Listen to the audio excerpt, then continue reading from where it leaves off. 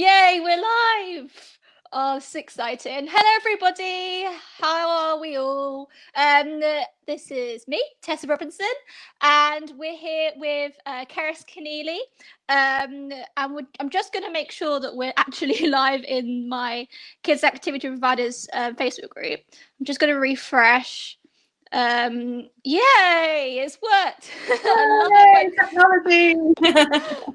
oh, technology and me are not friends. There's so many times when things just go wrong and I've just got no idea how to fix it, but it's all good. We're, 2021 might be the year after all. So we're here with Cerys Keneally, who is a kids activity providers business coach.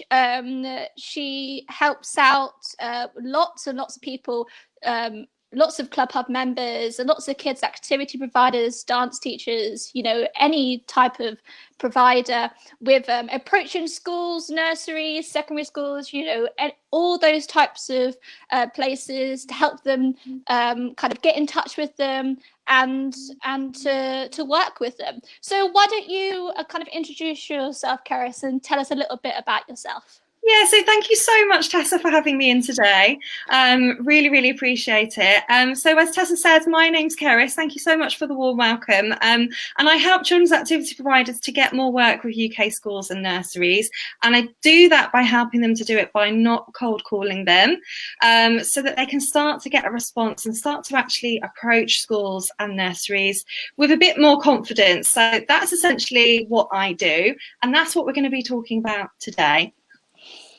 That's fantastic. Yeah, I haven't really had any experience myself with working with schools, so this is going to be very interesting for me as well. As a lot of you know, I run Tessa's Jazz Hands, which is a musical theatre kids club. I've just been doing it kind of in local church halls and village halls for the last kind of 7 years. So it would be great to hear all this information and cram it all into my brain to kind of work. I think also, while we're in another lockdown, it's quite important to get your admin done and to try and think of the future, really. Yeah, I think that's the thing. I think obviously we've all been thrown into this situation recently, some a lot more recently than others with last night's announcement. But it is, this is now a perfect time to be planning your year if you hadn't already. It's an awful situation for us to find ourselves in right at the beginning of 2021. We probably, it wasn't that much of a surprise for some of us, I would say. But equally, we know now we're not going to be locked down for the whole year. We know we've just got this extra little bump to get through and things are going to be starting to look a lot brighter. So, do use this time, if you can call it downtime. I know for some people it's not downtime at all when you've got kids at home and things like that. But if you want to use this lockdown purposefully and use it for some learning, start thinking about, how can I plan ahead?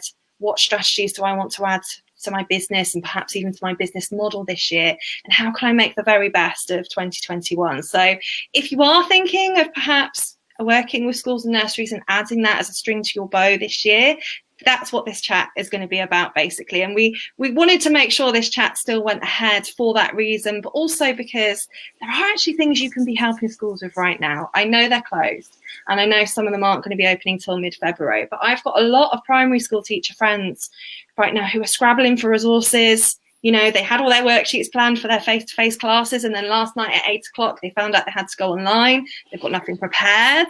If you've got pre-recorded lessons and things like that you could be offering to your schools and nurseries, then is that another avenue you could actually be exploring right now? Because it's actually going to help them out. So, just be thinking outside the box a little bit. How can I actually help my local schools and nurseries right now? And if you haven't got schools and nurseries that you're already in touch with, then it's something for a little bit later down the line. And the good news is everything that I teach, we're always planning a term in advance anyway. So whenever I teach people to approach schools in the spring term, they're actually not looking to work with the schools until the summer term. So generally, if you're talking about clubs and curricular lessons, schools need time to plan things like that. So we actually wouldn't be thinking about working with our schools and nurseries necessarily until the summer term anyway. So it kind of gives us that time, that kind of allowance to think, well, okay, I'm pretty sure things are going to be a lot brighter in the summer term. So, perhaps all is not lost if I'm looking to add schools and nurseries to my strategy this year. Yeah, definitely. It's a really important aspect, which I guess quite a lot of people might not think about or might not think it's relevant to them. Yeah. So yeah, I guess let's begin and let's get our notebooks ready if everyone's listening and ready, Yeah. and pens at the ready. Really good point, actually. People always accuse me of using up their notebooks before their time. So, yeah, do make sure you've got something to note down, because I am going to give you, I'm going to give you my whole 5-step process today, basically. So enjoy. So, I mean, people often ask me, what's the best way to approach schools and nurseries? Should I be phoning them? Should I be emailing them? Should I be writing them letters? Should I be visiting them? And I always say all of those methods can work. They're all really valid. All of those sort of processes can work if you work them. If you put the work in hard enough, they can all work. But the method that I teach first and foremost is email. And there's a couple of reasons why I teach email. So number one, less than 5% of schools these days welcome a cold call. So that's quite difficult. If we're already feeling a little bit uncomfortable with calling a school, and we've got a list of 10, and we know that only 5% of those schools are actually even going to want us on the phone, like that's quite awkward to begin with, isn't it? And everything I teach is about helping my clients with confidence. So I only really teach strategies that make me feel good, that I know are going to make other people feel good, because a lot of the time, and actually in fact, and I'll hold my hands up, a year and a half ago when I started teaching these methods, I did include a bit of calling. But my clients were so resistant to the calling aspect that I said, you know what? You don't have to. You actually don't have to call them. Yes, it's a very direct method. Yes, you can find out exactly whether a school's received your email or not by just calling them up. But if you really do, if this is going to hold you back, I'd actually rather teach you a process that you're actually going to do and you're actually going to implement. So for those reasons, I teach emailing as a strategy. But the problem that a lot of people come up against, they don't get a response. So the methods that I'm going to teach you guys today is how to actually start getting a response. And the tried and tested methods that I've used in my dance business, and the tried and tested methods that I've been teaching for the last year and a half, that's helped hundreds of children's activity providers to actually start getting a response from their schools and nurseries. I can see some people are saying hello, good morning, hi. I can't see who all of you are. Some of you need to just click the link that's just above. If you come out of the live stream, you'll see a little StreamYard link. Just click on there and we can see who you all are. But I think Tessa's keeping track of comments as well, so you'll be able to see who they are. And Helen's saying morning. Good morning, Helen. I can see you there. So yes, as Tessa said, do let us know if you've got any questions as you go along, and I'm happy to take questions at the end. So my 5-step process, I've actually come up with a name for it this year. So the name for my 5-step process is the STOP method. So write down STOP. STOP is actually an acronym. I don't want you to stop contacting schools. I do want you to start. But STOP stands for my 5-step process. So the S stands for solving the problem for your dream school. So we talk about dream schools because, yes, you could probably work with absolutely every school out there. Yes, you're probably multi-talented and can work with lots of different age groups, nurseries, primary schools, secondary schools, colleges, etc. But what's your absolute dream school? Because when we pinpoint our absolute dream school or dream setting, like a nursery, then we start to be able to target our language. And we have to be really targeted with our language when we're approaching anyone in marketing, but especially when we're working with schools and nurseries. It's no point mentioning our secondary experience if we're approaching a nursery. And there's no point mentioning our nursery experience if we're going to work with a college. We want our language to be targeted. So for that reason, I want you guys to get into the habit of thinking, what's your absolute dream school? Yes, you can work with all of them, but what's your absolute dream? Is it a primary school? Is it a nursery? And what's particular about them? Is it a large primary school? Is it 2 form entry? Is it 3 form entry? Is it a private nursery, or is it a nursery attached to a school? Because all these things are important as we go along. They're all important things to take into consideration. And the reason I talk about problem solving is because when we can communicate with someone that we can solve their problem, they're going to be up to 70% more likely to want to buy from us because they feel understood. You know, if they feel understood and they feel like you can actually help them with what they're struggling with right now, they're going to be far more likely to buy into what you're offering them. So hands up. I know we can't do a hands up, so let's just do an emoji. Maybe double tap the love button if you're on your iPhone or something like that, and or pop an emoji below, like a hand up emoji, and just let us know if you would like a school to be up to 70% more likely to buy from you. I know I would. So we've got to become perfect problem solvers. So that S at the beginning of STOP stands for solve the problem for your ideal school. And sometimes people say, well, okay, I know what benefits, I know what results I get for the children that I work with. Don't really understand what problem I'm solving. So I always say, let's reverse engineer it. Let's look back at what is the opposite of what you're actually providing right now. So if the results you're providing are confidence for children, is it that some children are currently lacking self-esteem? If the problem that, if the results that you're bringing to a school is that you help the children to concentrate better, well, is the problem they're experiencing, is it attention and behaviour at the moment? So think back to the benefits and results that you provide. What is the opposite of that? Because that's the problem. And yes, you might not know what the individual school or nursery that you're contacting right now, you might not know what problem they specifically have, but you can bet there's going to be a percentage of children in every school that has these general issues that most schools and nurseries are looking to solve. But equally, if it's schools you're looking at in particular, there are Ofsted reports, and these are publicly available. Every sort of 4 years or so, they are publicly available on the internet. So if you want to target a specific school, you can actually look at their Ofsted report and see what they've been tasked with improving. And if it fits into the subject area that your activity falls under, then perhaps this is an avenue you can go down. I'm not saying tell the school you've read their Ofsted report, but it would just give you some inspiration to understand what a school might need some further assistance with right now. So address the problem. So if you are emailing a school, make that the first thing you mention to them, because there's nothing worse than trying to, and this sounds counterproductive because we all want to shout about our achievements and our rewards. Maybe we've got a Club Hub UK award, or we've got lots of qualifications and things. We all want to shout about that stuff, but there is a time and place for that, and it is not at the beginning of your email. So when you introduce yourself as a problem solver, not as somebody who's got all these qualifications and certificates. Yes, they're going to want to know that stuff, but that can come later when we're in a bit more of a selling conversation. At the moment, we're not selling, we're just addressing the problems, we're just introducing ourselves, because people want to know what's in it for them.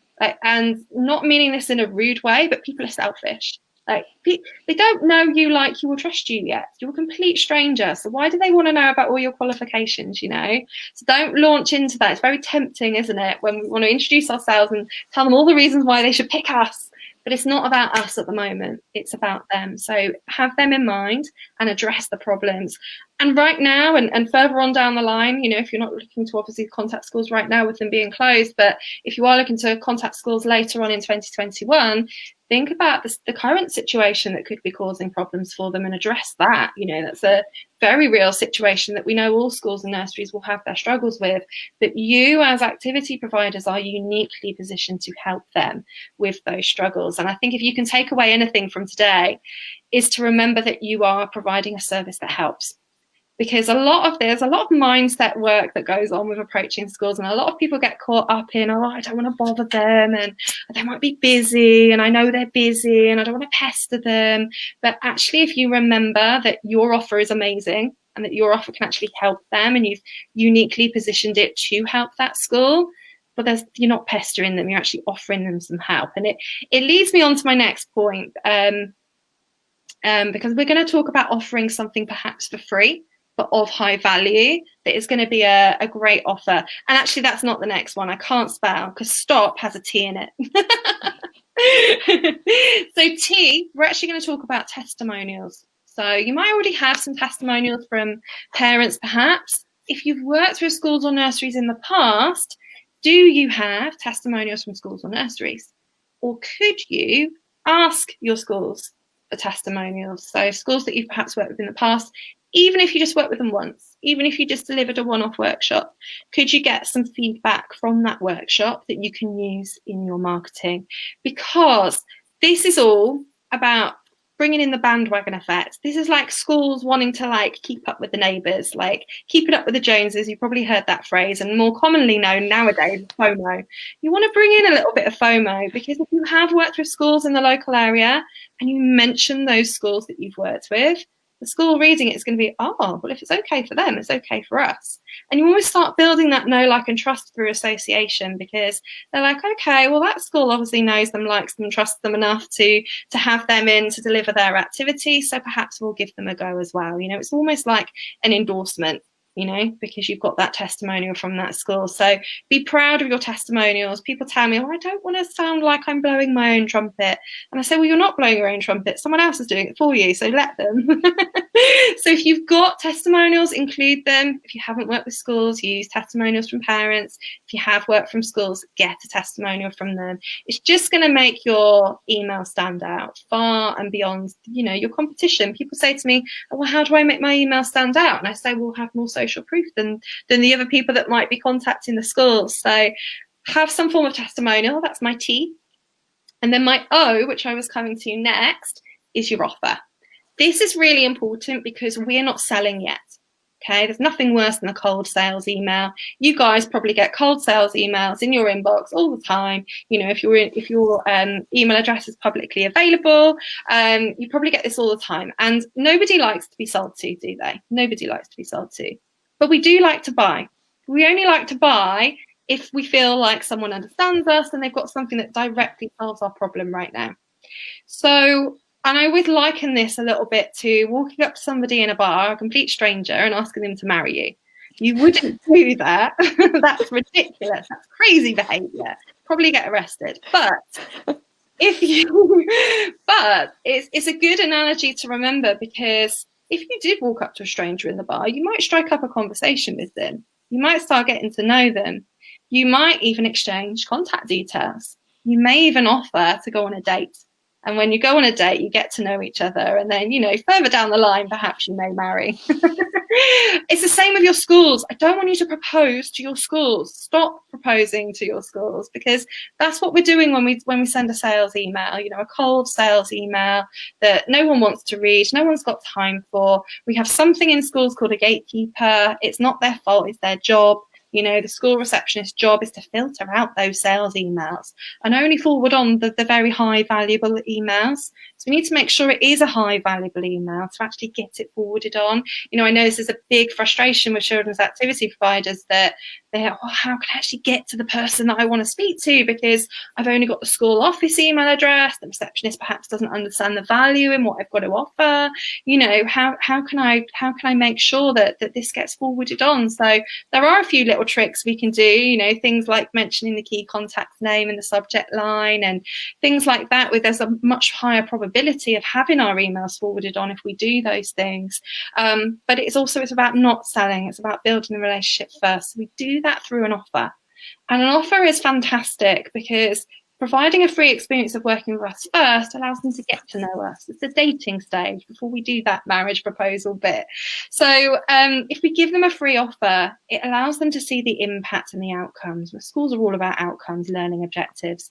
If they can see the impact on the children, or the impact on the teachers, or the impact on the school as a whole, that's when they're going to start buying in. And that's also when they're going to start buying in at your higher prices rather than your lower prices. I've got a little story about this. So when I was teaching dance, the first few years of my business, I didn't know this stuff. And but I was quite well connected to various different primary school teachers, having used to being a primary school teacher myself. And there was this one school where a couple of people I knew were working at it, and they were like, yeah, we'll try and get you in for a dance club. And the PE coordinator wasn't having any of it. The head teacher wasn't having any of it. And they said, well, it's dance. Our children aren't interested in dance when we teach it as part of the curriculum. So they're not going to be interested in a club. So for a couple of years, I was literally like, do you want my dance club? Do you want my dance club? I can come in once a week and do the dance club. And it wasn't getting anywhere.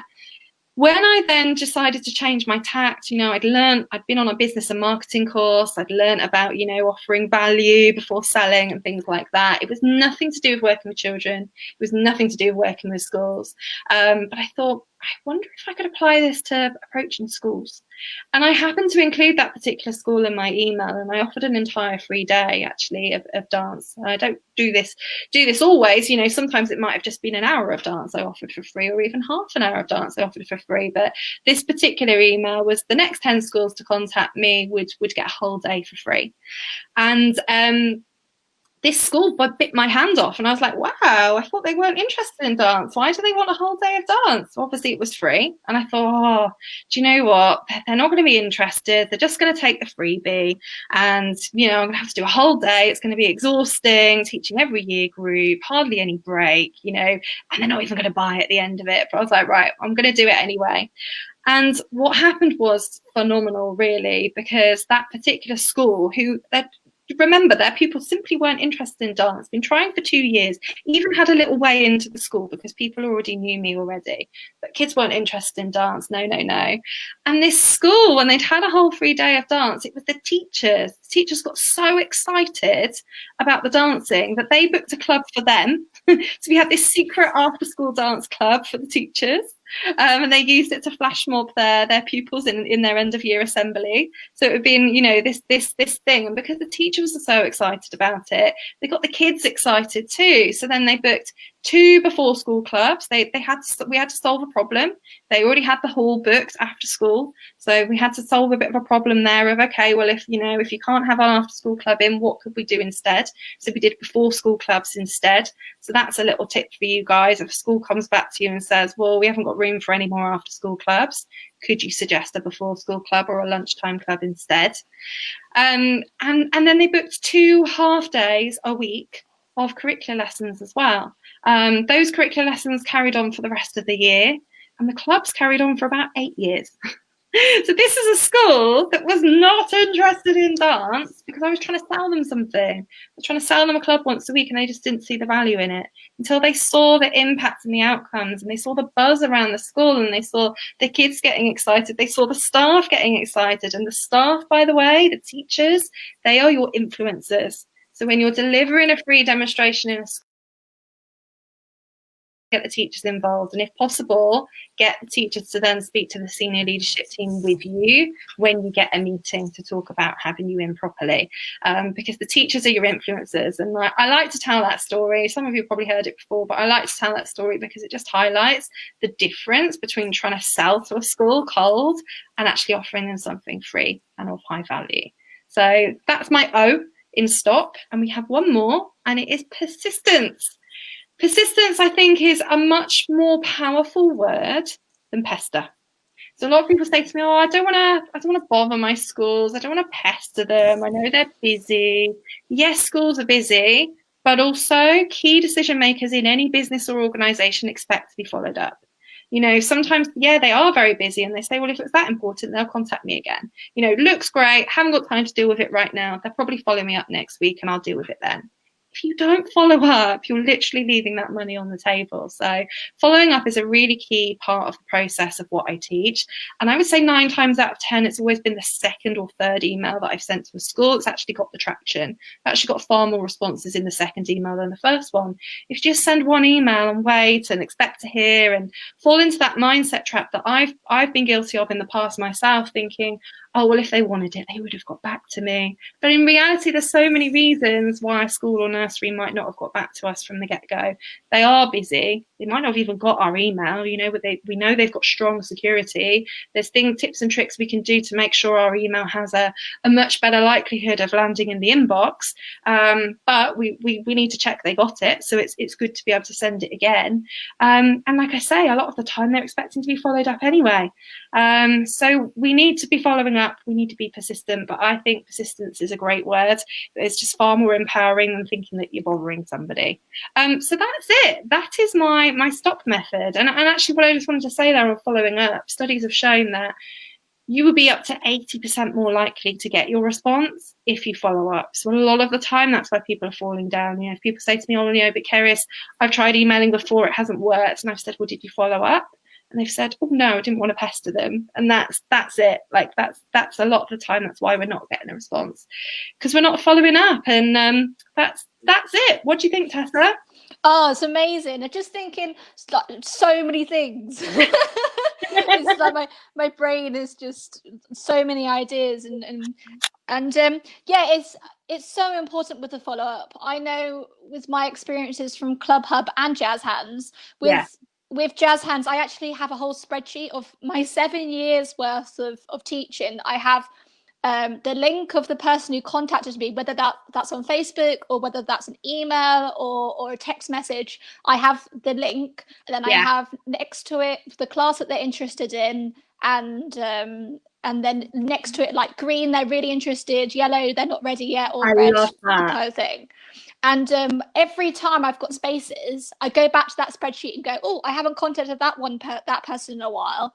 I'll contact that person because they might have, the sibling might be going to a different class and now they're ready, or, times have changed and everything. So that's for Jazz Hands. And for Club Hub as well, I've got a spreadsheet of every time I send someone an email, I think, oh, I contacted that person 10 days ago, so I'm going to give them a follow up. It's Yeah, just so important. I think every single booking I get is always made on the follow up, yes, always. yeah, yeah. It's just so important. So I think I've got a couple of questions, but Mm. if anyone else has any questions, please do put them in the comments. I have put, as Cerys has said as well, you do have to accept permission from StreamYard for us to see, but I can also see on my phone your comments as well. I guess my question is, when you are emailing Hmm. right at the beginning with the process that you put out, who should you be addressing? Should you be Mm. addressing the head teacher, the teaching assistant, who should your top line be to? Really, really good question. I'm really pleased you asked it as well. It is going to be largely dependent on the school and their structure of how they deal with things, because some schools, like let's say you're providing a club, some schools have a clubs coordinator, a dedicated member of the team to coordinate clubs, but we're not going to know that necessarily until we start working with the school. But one thing we can be clear on, or two things we can be clear on. One thing is that there is generally a subject coordinator that our activity sits under. So like a PE lead would be responsible for all of the PE activities, dance activities, forest schools, etc. A modern foreign language, typically an MFL coordinator, would be responsible for things like French and Spanish. So usually there's a subject area that your activity sits under. The only thing with that is we tend to only know the job title. We can look on the school website, but we generally don't see what the name is of that person that's responsible for that subject. Sometimes we will, sometimes we won't. What you will always find on a school website is the head teacher's name, no matter what. You'll always find the head teacher's name.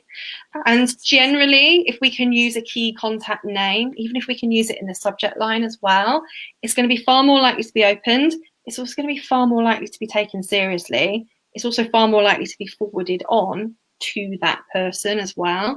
So if you can't find the contact name of your subject coordinator, find the contact name of the head teacher, because okay, in big schools, head teachers won't be dealing with you, but they'll filter it down, or it will get at least forwarded on. It just means your email looks a lot more personalized. If it was just a blanket email that says like, dear head teacher, or to whom it may concern, big no, because they're just going to look at it and go, too busy to deal with that. They haven't even bothered to find out my name, So the more we can make it personable, the more we can make it look like we've actually intended it for a particular person in that school, the more likely it is that they're not going to hit delete. It's either going to get forwarded, opened, responded to, whatever. So, so to answer your question, like, subject coordinators are good. They are the influencers. They are the ones that are going to get really excited about your demonstration lessons. But if we can't find out their name, just start with the head teacher's name in your email. Yeah, definitely. I guess it's I definitely myself, if I see it's for someone, I'll just forward it on straight away to that Yeah. particular person. So I Yeah. guess the bursar or the secretary of that Yeah. school is just going to be thinking exactly the same thing, Yeah. really. Yeah. Got a few comments. Christina says, "Wow, need to watch this on catch up." Guys, yes, this will be in the Facebook group, so you can watch it anytime. I have a Club Hub YouTube channel, which is quite well. It's been like 3 years running, but it hasn't got that much content on. So I'm actually gonna download this and upload it to our YouTube channel. If anyone is a big YouTube fan, I'm going to these are going to be weekly training and support sessions, so you can catch up with all of them. And this is our very first one. Avril, this is amazing. Thank you. So yeah, it's been really useful, Cerys. And I remember when I was a teaching assistant, it was those days that you remember the most. The kids do as well, of Yeah. someone coming in to do something, like the Yeah. Roman days, the Yes. going on a farm days, the Yes. all those. We actually had a dance teacher come in ourselves and did kind of like a Roald Dahl day, and they did kind of Yeah. different dances to do with all different Roald Dahl books that I remember. So Yeah. so yeah, it's definitely, I think schools are definitely interested, and Yeah. nurseries, it's just the ways on how to approach them.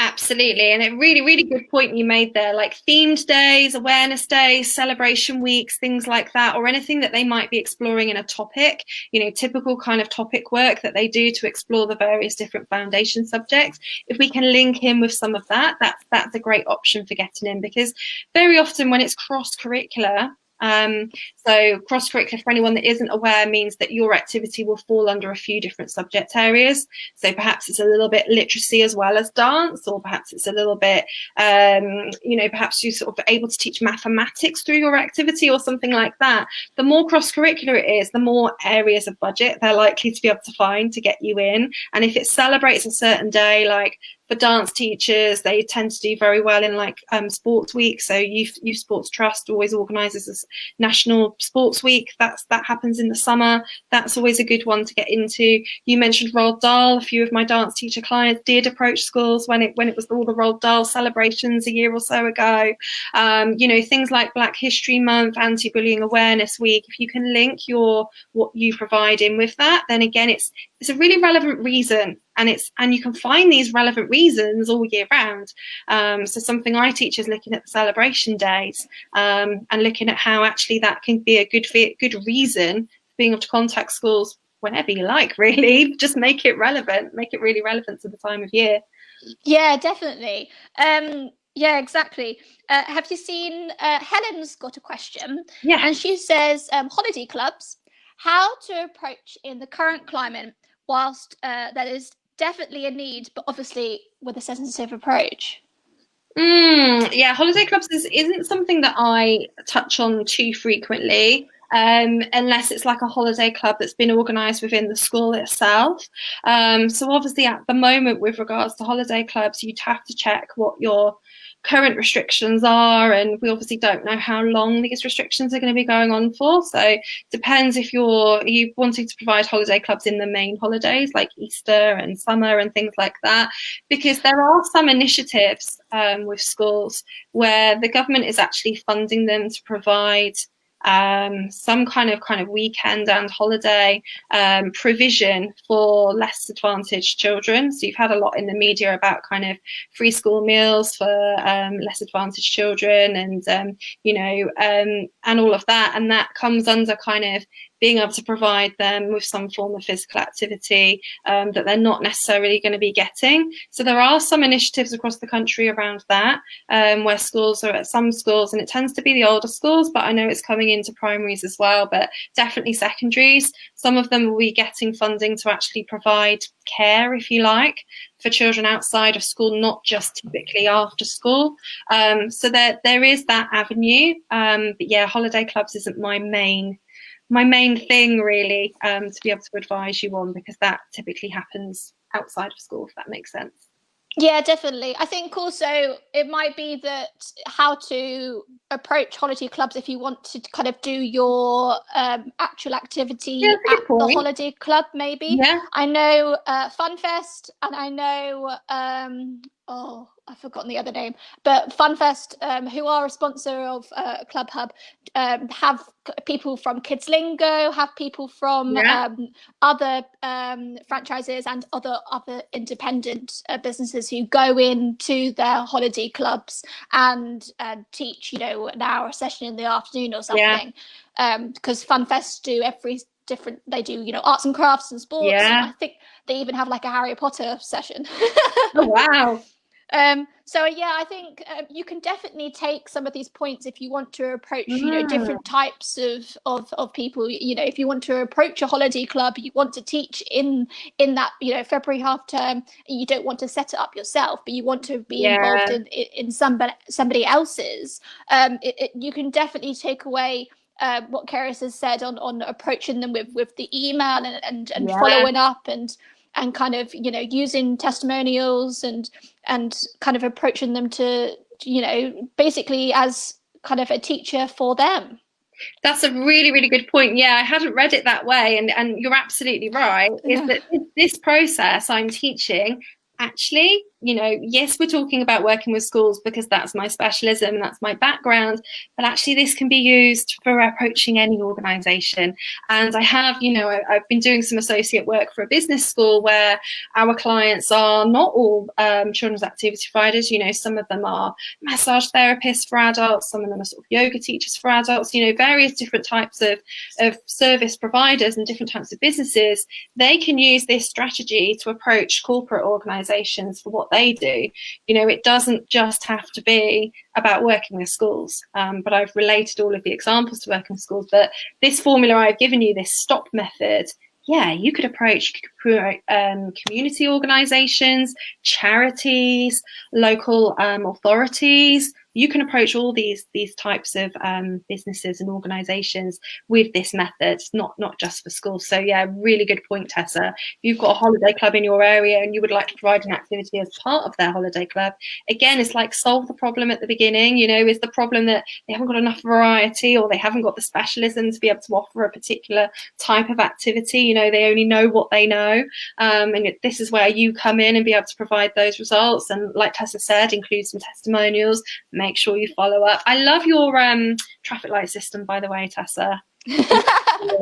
Thank you. Yeah, it's just a spreadsheet that I've just had for ages. It just helps me with bookings. And I Yeah. guess I also thought of was quite a while ago now when I was doing more classes and not as much club hub work, but I went into a scouts group. Oh no, I think it was a brownies group actually, and I did a session with them for them to earn their dance badge because they have Yeah. like a Yeah. specific dance badge. So I went in a paid session for them to all get that specific badge that I had Yeah. to sign. So Yeah.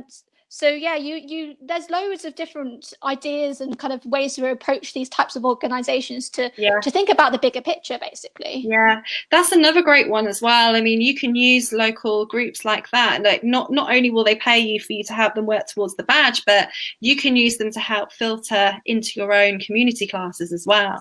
It's a great feeder to be able to go and work with youth groups, brownies, clubs, guides, etc., to actually then be able to start feeding them into your local community classes and even right now your online classes. You know, we've been put in like local kind of scout organisation newsletters before, so that, you know, we've gone and delivered a taster at one scout organisation, they've put us in our newsletter, and all of a sudden all of the other scouts, brownies, guides, etc., want a session too. You know, but in this climate, if you're working online, allow these organisations to promote your online classes for you, because it gives extra value to them to be able to signpost their members to other valuable experiences that can help parents out right now.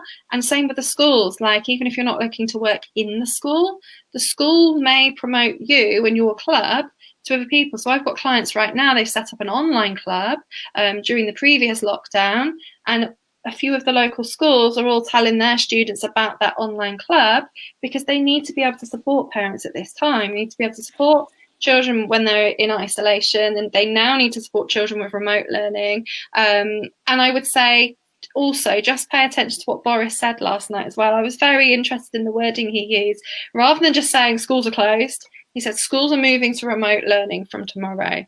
Now, schools now have to find that remote learning. I mentioned it at the beginning, but again, it's kind of like, it's what's in it for them. How can you actually be helping them out right now that's actually going to help you? And you can use these various different organisations, including schools, to feed back into your own classes that you're putting on at the moment, even if that's online.